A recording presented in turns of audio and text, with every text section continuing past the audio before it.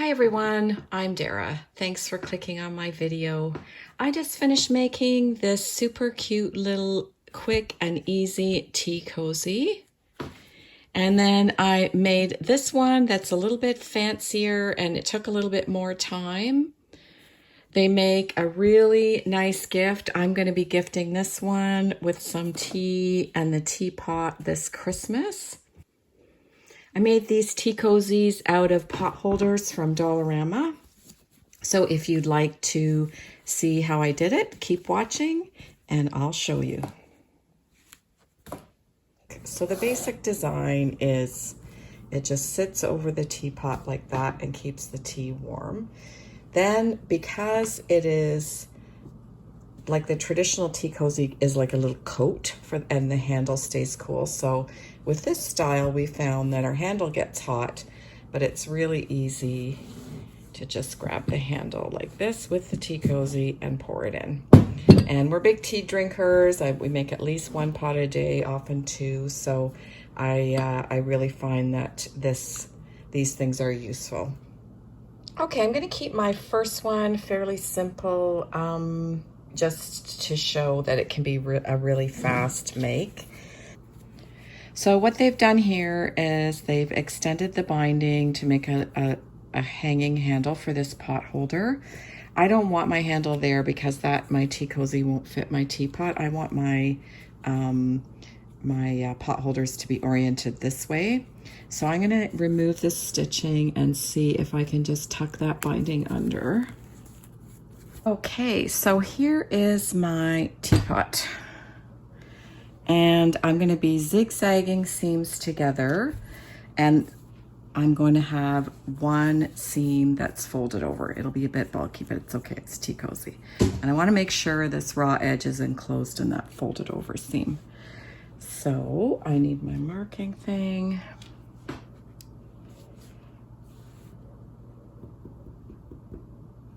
Harriet wants a cup of tea. And what that also does is solves this hole as well. So I'm just thinking about it because it's been about 5 years since I've made one of these. So I just want to make sure that it's going to fit with a little bit of spare room. So what have I got under there? Okay, I'm going to say that that's 1.5 inches. So got my seams marked at 1.5 inches. I marked them on the dark one just to make it easier to see. But the point I wanted to make is I want my right sides, the sides that face out, to be the sides with the quilting. And this will be my inside. So I'm going to sew these on my machine using a fairly long straight stitch. Okay, I'm done my seams, and then what I did is I sewed them open because this is the way the tea cozy is going to be constructed. So I just want to check to make sure, yes, I've got my quilting on the outside. I'm glad I should have checked that before I did this. And now I'm ready to construct my tea cozy. So what I'm going to do is zigzag all the way up here and around the curves and join them together like this with my zigzag stitch. So I'm making sure that each side of the zigzag picks up one side of the binding on the pot holder to make a little tea cozy. So let's do that.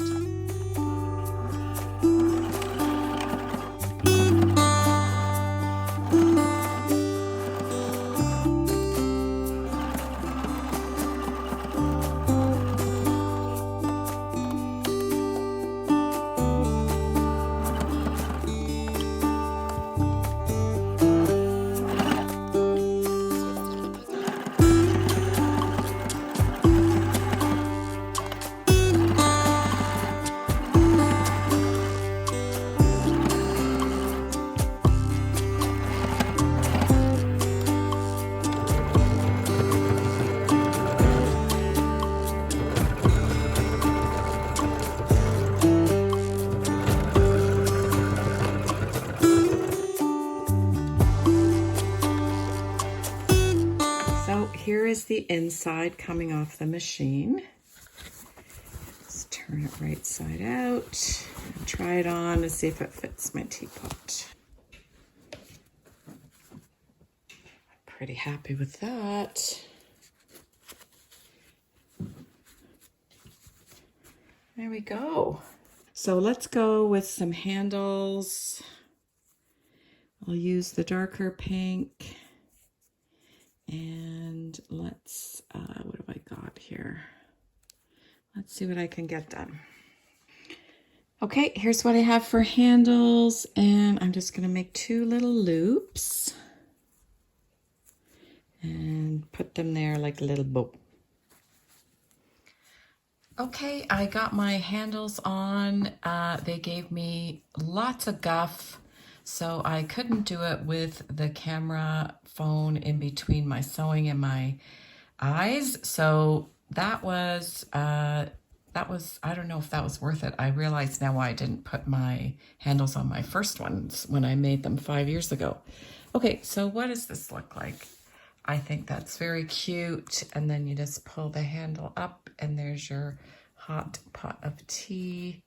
And I think that would make a cute little gift. Nice quick gift. That took me less than 45 minutes to throw together. If you count the 15-minute trip to the store to buy the pot holders, that's a Christmas gift in under an hour. Here's my second set of pot holders and they match. And I want to take my time a little bit with this set and have a little bit more fun.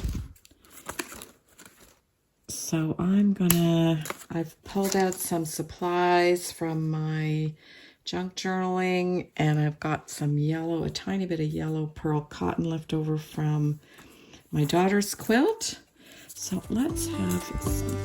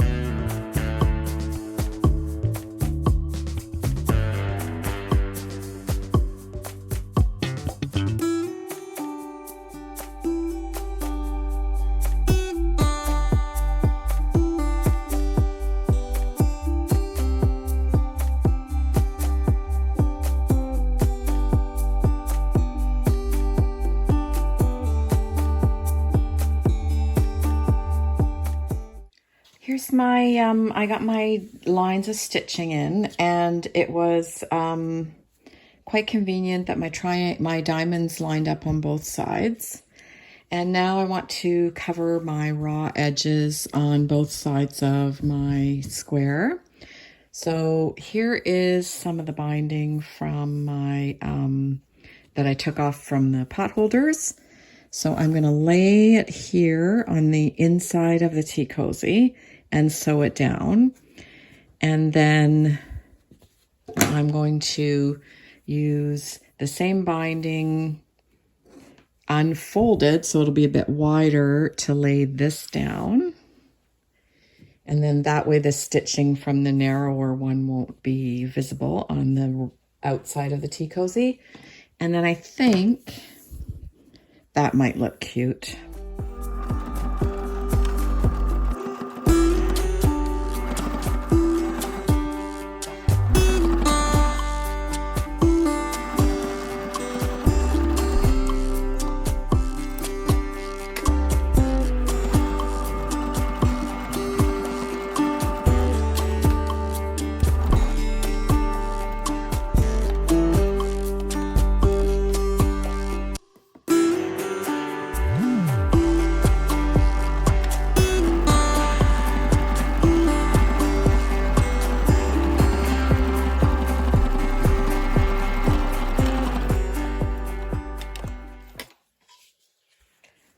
Okay, so with this this part of the cozy, this inner seam, my fabric is fraying quite a bit. So I've taken my same bias tape and I've just adjusted the fold to make it a little bit wider to cover up this extra area of fraying.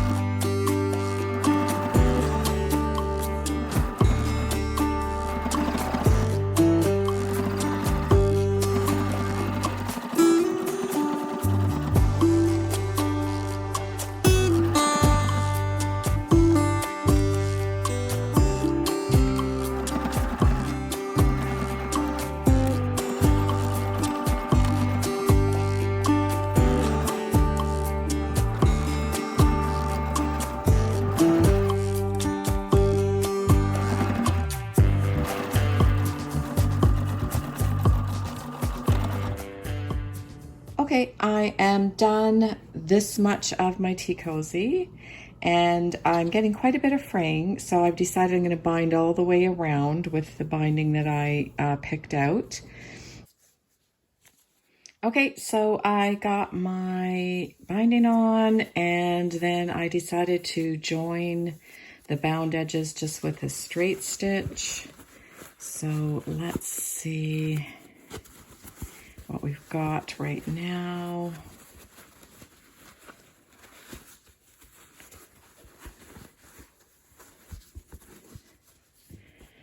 Okay, so that's the straight stitch kind of being pulled, but that's okay because I have, let's see how much rickrack I have left. I think I have enough.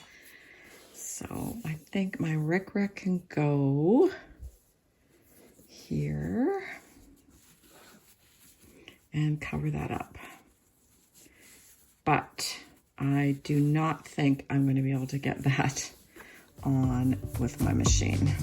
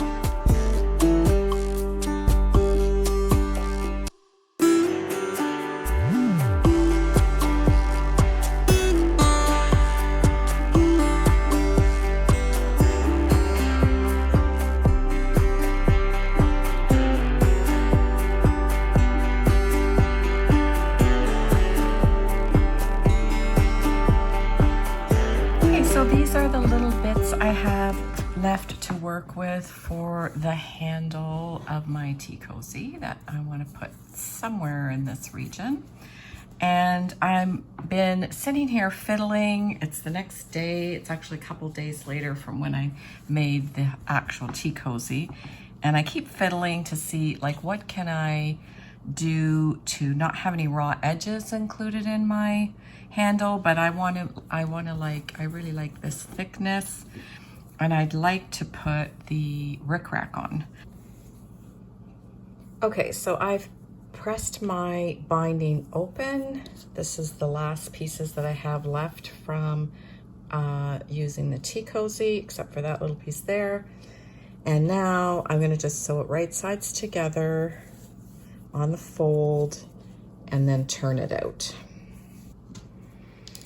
Okay, so I've got my little handles sewn up and I've attached my rickrack.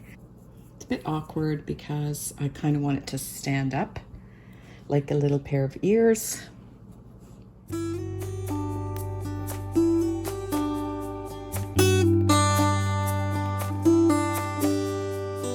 that rickrack's frayed even with the anti-fray stuff. Well,